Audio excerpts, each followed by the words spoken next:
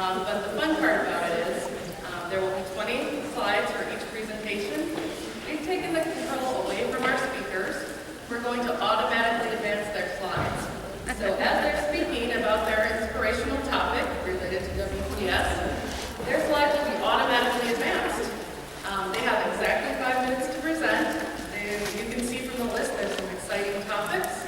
And we're intending to do this in a very fast-paced mechanism because the motto of Ignite is enlighten us, but make it free. So where else can you get 10 topics in an hour? So we're going to start out. Our WTS chairperson is going to come up and do our very first presentation. She volunteered graciously to be the first risk taker. So I'm going to let Dana come up and present.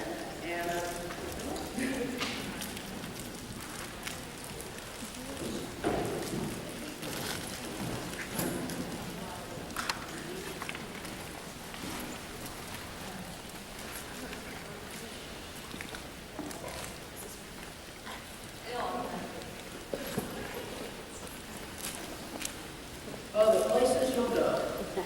You'll be on your way up. You'll be seeing great sights. You'll join the high flyers who soar to high heights. You won't lag behind because you'll have the speed.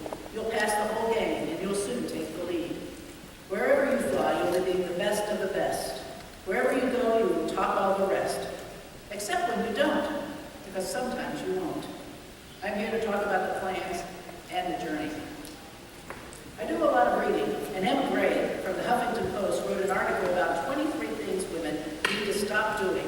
And number 23 was setting deadlines for major events. Don't try to meticulously plan out when you should find love, or have babies, or get that dream job, or buy that amazing brownstone.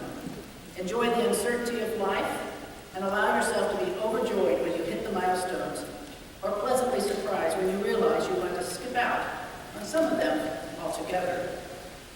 Recently, Alice Munro won the 2013 Nobel Prize for Literature. She's 82 years old. She was asked how she felt about this honor.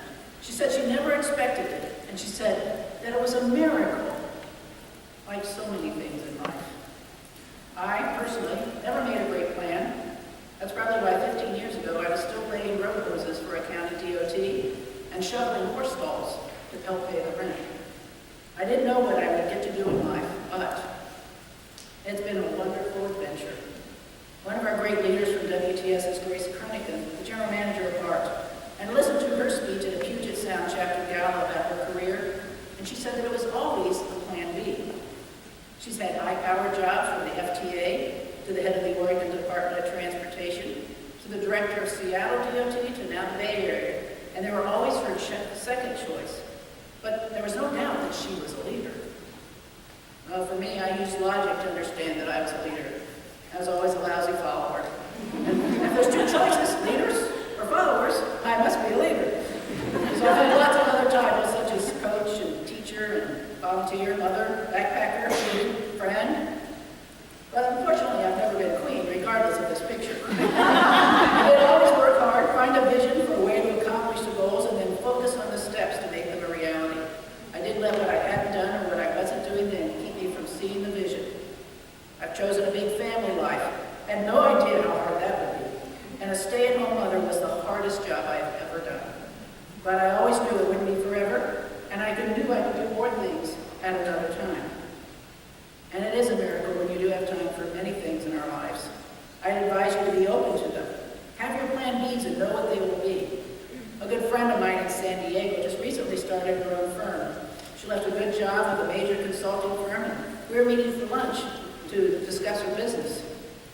I asked her how should she know she'd be successful. She said that her parents were depression-raised, very job-focused, so when you graduate from college, you took a job right away. And she did that. And she got married, was living her parents' dream. But she kept saying to her husband, I always wanted to go to the Peace Corps. So they both quit their jobs, joined the Peace Corps. She wondered whether she'd ever find another job when she got back, but she learned so much that she never knew was out there to learn.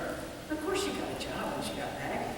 Now she has 2 children, ages 5 and 8, but when she worries about whether she will make it or what will happen next, she remembers the Peace Corps and puts aside her worries.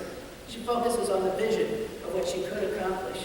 And she's going to get to do it all, but not at the same time. So surround yourself with people you enjoy, the ones that make you laugh, the ones that stretch your visions, the ones that you love. Nothing is for certain. I have a friend who's in this room, knew that if she didn't marry by 35, she would not get married. She saved for a wedding, but as her 35th birthday approached, she made reservations for a 4-week trip on the Orient Express. She was going to spend her wedding money and celebrate her singleness. 8 weeks or so before she was to leave, lo and behold, she met someone. She still went on the trip, but found herself missing that person the whole time. She came back, and a year or so later, they were married. It's a miracle. Not like she planned. She got the wedding and the trip. So back to Dr. Seuss. Out there, things can happen, and frequently do, to people as brainy and footsie as you. And when things start to happen, don't worry, don't stew. Just go right along. You'll start happening too. Oh, the